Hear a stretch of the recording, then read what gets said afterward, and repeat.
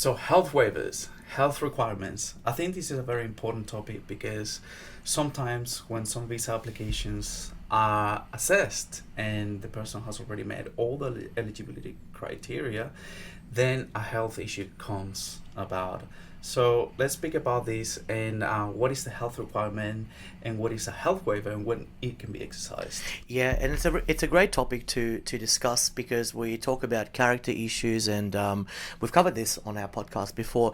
But what happens if you've got a health condition and how do you go about it? So I would love to be able to talk through the process and also just also make audience aware that depending on what sort of visa you apply, the health requirements might differ and you might get a different outcome. And we definitely have a lot of examples to go through. So I'm really looking forward to this episode. And at the end, we'll give you a little bit of a checklist in terms of what to include in your health waiver. So now, Ross, let's dive into this topic. And what is the general health requirement in the visa world? Yeah, well, it depends on what sort of visa you apply for. So, for example, if you apply for a temporary visa, you need to meet the health requirements now and that would be for the duration of the visa. So say, for example, if you've got a health condition, what the Department of Home Affairs will measure is how much that particular health condition would cost over the period of the visa.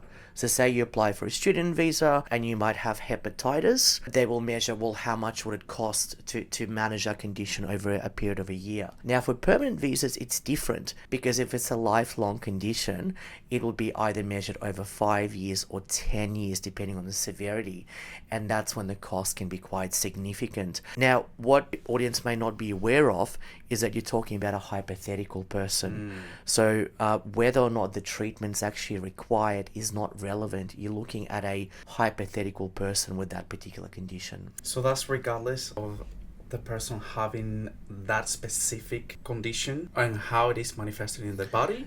So still they're gonna refer to this hypothetical person. Exactly, and another great example that comes to mind would be, let's say you've got someone who's HIV positive.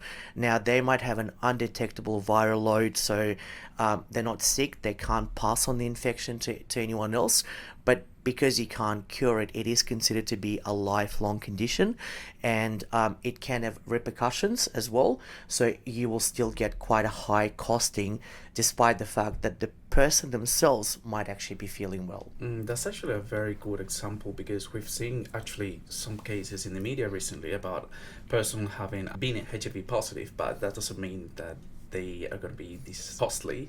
Like the treatment is going to be that costly as exactly. some people may think. And so when a health waiver can be exercised and what is a health waiver? Yeah, so let's talk about what is a health waiver. It's not available for every single visa. So the most important thing is if you know that you've got a health condition, it's important that you check whether that particular visa that you're applying for has a health waiver option. So a good example would be if you're applying for general skill migration, it doesn't have a health waiver. So going back to our HIV example, if you're HIV positive and you're applying for general skill migration, you'll fail the health requirement. So you'd need to look at other alternatives such as an employment sponsored visa, which carries the health waiver. So number one, check where the health waiver applies. And number two, if it does, you would then need to go through the process, and that is done not at the time of lodgement, but the health waiver needs to be finalized before the visa can be granted. And that's really important because we've had cases in which applicants have a condition that may not pass the health requirement, but then there is another pathway that allows it. So I think that's really important. Yeah, exactly. And we're in situations where clients come to us, they might have a child that has autism, and the issue with that is they might be quite mild on the spectrum in terms of the autism, but because it requires what's called community services, the costing would be quite high. So there is a threshold of about $80,000 for the entire duration of the visa. But when you look at conditions like autism, it normally goes past 500,000 and can go up to, I've seen costings of about 1.5 million as well. So it can be quite serious. So what you're talking about there is the significant cost threshold. Yes. And you said about 80,000, 86,000? 86,000 is the threshold. So for example, if you've got a health condition and the the Department of Home Affairs or the Medical Office of the Commonwealth in particular calculates that a hypothetical person wouldn't reach that threshold, then you'll pass the health waiver. So you can still have a health condition and get the visa. But if you go over the threshold as a hypothetical person, what you'll need to do is two things. First, mitigate the costs, and that's when you look at specialist reports. You provide one, and then the second part would be compelling compassionate circumstances, and that could be an array of factors. You might have an Australian partner, you might have health insurance that covers the cost, and you look at the overall condition. So going back to autism, you might argue that the child is quite mild on the spectrum and they don't actually require any of the assistance or any of the treatments that are listed in the health waiver notification. So in this case, it will be important to demonstrate how the cost is going to be mitigated. Yes, so you have to do a little bit of research.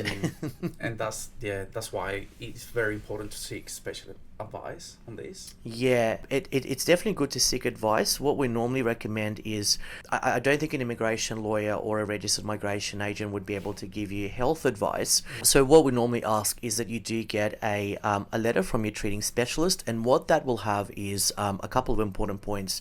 The diagnosis, what's the actual condition, the prognosis, so how is it going to progress, and the treatment plan. And then it's going to be a little bit easier to map out what the actual costing is going to be. So there is significant cost and prejudice to access. What's the difference? Well, significant cost is basically any cost outside that 86,000. So, if the costing comes back on a hypothetical person as 120,000, that's significant costing. Prejudice to access particular services, that's a bit of a grey area because it includes all community services, including school. So going back to, say, someone that has autism, they may require additional classes in school, and that's already in short supply. So any service that's deemed to be in short supply, there is a prescribed list. So for example, if you've got a blood disease, if you require an organ transplant, if you require Teflon treatment, so things like that, it's automatically prejudice not to grant the visa. So it is important that you look at two aspects. But whenever there's a request to seek community services, that's generally when you see that costing go up quite high. So when a condition is identified and then the applicant is trying to apply for the health waiver and this fails, what would be examples in which this not go through? Yeah, the good news is about 95% of health waivers, if done properly, will go through. So statistically speaking, you are in good hands. When it doesn't go through, it's generally for two reasons. Potentially the condition could be quite exacerbated, so maybe it's a genetic disorder, or it could be multiple family members having health conditions. So for example, let's say you got a family of 5 and perhaps 2 kids have health conditions. So that cost would be quite high. So it's generally multiple applicants that have health waivers that are required. So Ross, in our experience, we've had many successful health waivers. Can we speak about one in specific? Yeah, definitely. Look, there's probably hundreds to pick from, but I realized that we're sort of limited on time. There was a really good case where we were able to mitigate both the costs and also argue compelling circumstances. So this particular applicant had a form of arthritis, and there's different types of arthritis, but essentially with this particular applicant, they were misdiagnosed, and the costing that came back for the wrong diagnosis was actually quite high. So what we had to do is we had to present a health waiver to say that the type of arthritis that they were diagnosed with was incorrect. We provided the specialist report, so that reduced the costs. But because we were still over the $86,000 threshold, we were able to provide compelling compassionate circumstances. This person lived in Australia for more than 10 years. They were employed on a full-time basis. And also their condition didn't impede them from contributing to the society. So essentially, what they needed was to maintain a healthy lifestyle, a bit of physical exercise, no significant medication. So there was no burden to the Australian community, despite the actual request that came through. And that's just one of hundreds of examples. The thing about health waivers is that there's no particular template, but it's important that you do your research into the actual condition, because what does happen is sometimes there is a misdiagnosis. That's right. It is very rare, but it does happen. Yeah, so we've mentioned many times to provide a specialist report, and this is It's so exactly why. important. Yeah. Because especially we'll be able to say like how far into the condition is this person, or perhaps like this person does not have all the symptoms or limitations. Yeah, that comes with and this. the other important reason why you want that specialist report is because a single health condition can impact two people completely different. Yeah. So you might have exactly the same condition as someone else, but because of the way that your immune system works, because of your age, because of your gender, the way you respond to that condition could be significantly different. Correct. So going back to hepatitis, which is a liver disease, it impacts people differently. With some people, the virus goes away. Others have a chronic condition where it leads to liver failure. So that's why you need that specialist report, because knowing the condition itself, it doesn't actually tell you how it's going to impact you. Everyone's different. So, Ross, is there any policy reforms around health waiver that are envisioned or that have happened that are beneficial to applicants? Yeah, there has been over the last couple of years. So the threshold went up, as in the minimum threshold. So that's a good sign. There was also a reform around children who were born in Australia, not subject to health requirements for certain visas. And there's also discussions around having health waiver available for all visa subclasses, because it is quite restrictive, where you essentially have someone who is skilled, someone who's able to meet the health waiver requirements, but they can't simply because it's not available for that particular visa subclass.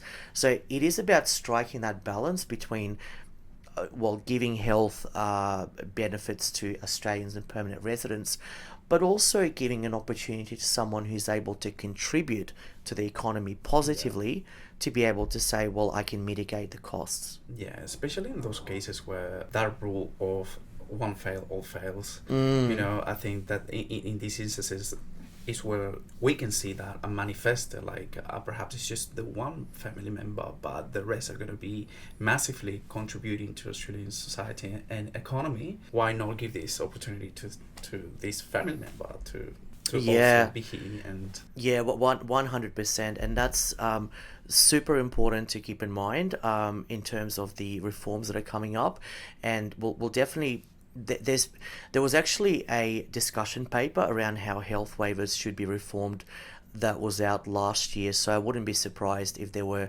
changes that would be announced a little bit later this year. all right, so if we are to put together a checklist for a health waiver, I think I can think of many now.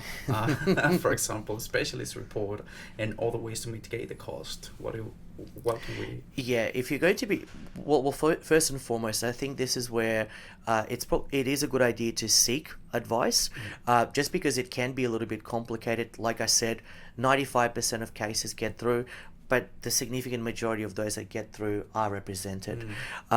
You'd start off definitely with a specialist report, so there's a context around it, and then you think about all of the other elements that you've contributed by, so your employment history, your age as well, that matters. So for example, if you're under 45, that's more advantageous because you've got longer time to work.